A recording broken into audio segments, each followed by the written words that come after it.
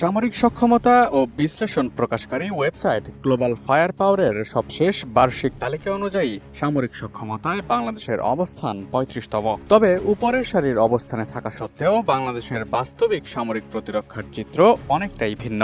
সাম্প্রতিক Iran, Israel ও ভারত পাকিস্তানের স্বল্পমেয়াদী যুদ্ধের মধ্যে তাই বারবার উঠে এসেছে বাংলাদেশের আকাশ প্রতিরক্ষা নিয়ে শঙ্কার বিষয়টি। সংবাদ মাধ্যম থেকে সামাজিক যোগাযোগ মাধ্যম ও জনপরিসরেও দেখা গিয়েছে এ নিয়ে উদ্বেগমূলক আলোচনা।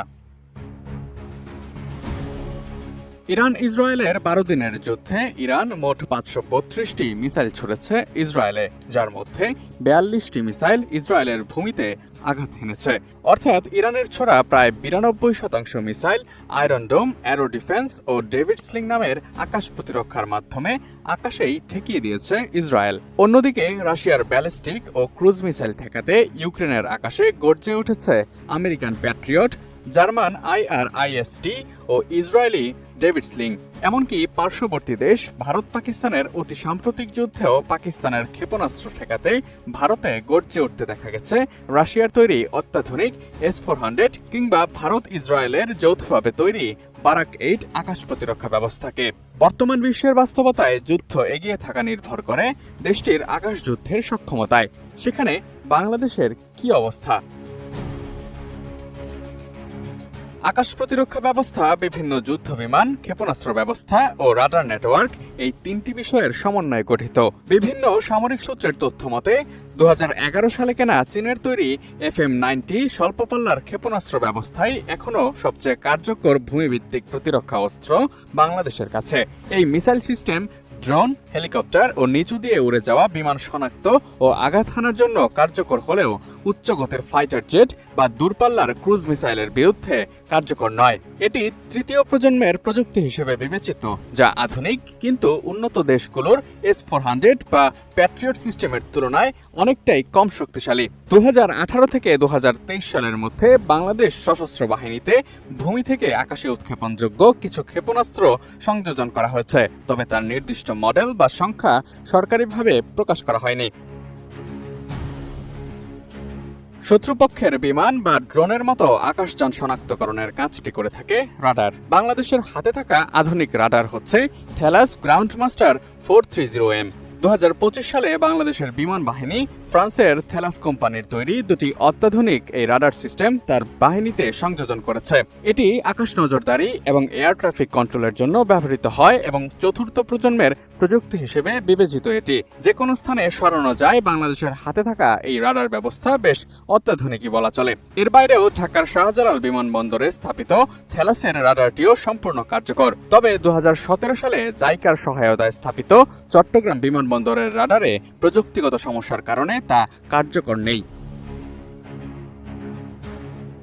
সবশেষ বাকি থাকে যুদ্ধ বিমান। খুব অল্প সময়ের মধ্যেই উন্নত বিশ্বের গবেষণায় পৃথিবী দেখতে যাচ্ছে 6th জেনারেশনের যুদ্ধ বিমান।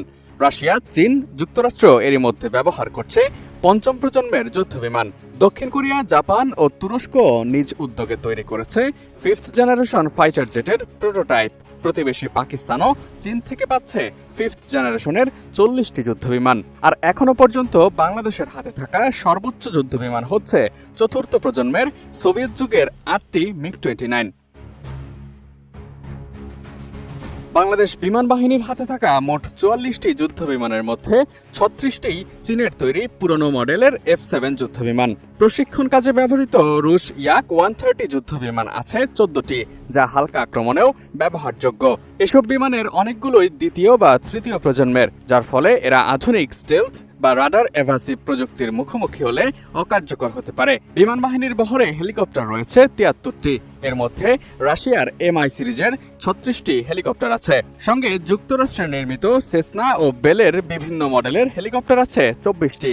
সামরিক সূত্রে জানা গেছে বাংলাদেশের সামরিক বাহিনীর কাছে ড্রোন রয়েছে ৪৪টি। এর মধ্যে ৩৬টি স্লোভেনিয়ায় নির্মিত ব্রামর C4I। তুরস্কের তৈরি বায়রাক্তার TB2 আছে ৬টি। গত বছরই এগুলো বাংলাদেশের বহরে যুক্ত হয়। দেশের আকাশ প্রতিরক্ষা ব্যবস্থা প্রসঙ্গে অবসরপ্রাপ্ত মেজর জেনারেল ফজলে এলাহি আকবর গণমাধ্যমকে বলেছেন, আমাদের আকাশ প্রতিরক্ষা ব্যবস্থা একেবারে জিরো না হলেও জিরোর কাছাকাছি। যে প্রযুক্তি ব্যবহার হচ্ছে আধুনিক সামরিক প্রযুক্তির প্রেক্ষাপটে এগুলোর কার্যকারিতা আছে বলে তিনি মনে করেন না। তার মতে গত 16 বছরে ডিফেন্সের চাকচিক্যের উপর যেভাবে নজর দেওয়া হয়েছে, প্রতিরক্ষা ব্যবস্থার দিকে সেভাবে নজর দেওয়া হয়নি। ডিটারেন্স ছাড়া কূটনীতি জিরো, এই বিষয়টি মনে রাখার পরামর্শ সাবেক এই সেনা কর্মকর্তার। বাংলাদেশের আকাশ প্রতিরক্ষা বিষয়ে অবসরপ্রাপ্ত air vice marshal Mahmud Hossain বলেছেন, আধুনিককালের যুদ্ধে এখন আর কেউই সরাসরি গ্রাউন্ড ট্রুপ নামায় না, আক্রমণটা হয় আকাশ সীমায়। যে কারণে সামরিক বাহিনীর শক্তিশালী আকাশ প্রতিরক্ষা ব্যবস্থা থাকা অনস্বীকার্য। সোজা কথায় স্কাই সুপিরিয়রিটি বা আকাশে যার কর্তৃত্ব থাকে, যুদ্ধে সেই এগিয়ে থাকে। মাহমুদ হোসেন বলেন, বাংলাদেশের আকাশ প্রতিরক্ষা ব্যবস্থা অন্ততপক্ষে এমন হওয়া উচিত যাতে সমুদ্র সীমার 200 নটিক্যাল মাইল পর্যন্ত পৌঁছাতে পারে বা নজরদারি করা যায়। স্থানীয়ভাবে মেধাবী কর্মকর্তা তৈরির উপর জোর দিয়ে তিনি বলেন, আকাশ প্রতিরক্ষায় উচ্চতর গণিত, পদার্থ থেকে শুরু করে প্রকৌশল সবই অন্তর্ভুক্ত। ভারত পাকিস্তানে সবচেয়ে মেধাবীরাই বিমান বাহিনীতে আসে, অথচ আমাদের দেশে কোনো বিশ্ববিদ্যালয়ে মিলিটারি স্টাডিজ ডিপার্টমেন্ট পর্যন্ত নেই বলে আক্ষেপ প্রকাশ করেন তিনি। বাংলাদেশের সশস্ত্র বাহিনীর নীতি কাউকে আক্রমণ করা নয়, বরং ডিফেন্সিভ। সেই নীতি বাস্তবায়ন করতে হলেও আকাশ প্রতিরক্ষা ব্যবস্থা শক্তিশালী করতে হবে বলে মনে করছেন বাংলাদেশ সেনাবাহিনীর আর্মি এভিয়েশনে কর্মরত থাকা অবসরপ্রাপ্ত কর্নেল মোহাম্মদ সোহেল রানা। প্রতিরক্ষা বাজেটের খুব কম অংশই আকাশ প্রতিরক্ষায় ব্যয় করা হয় বলে জানান তিনি।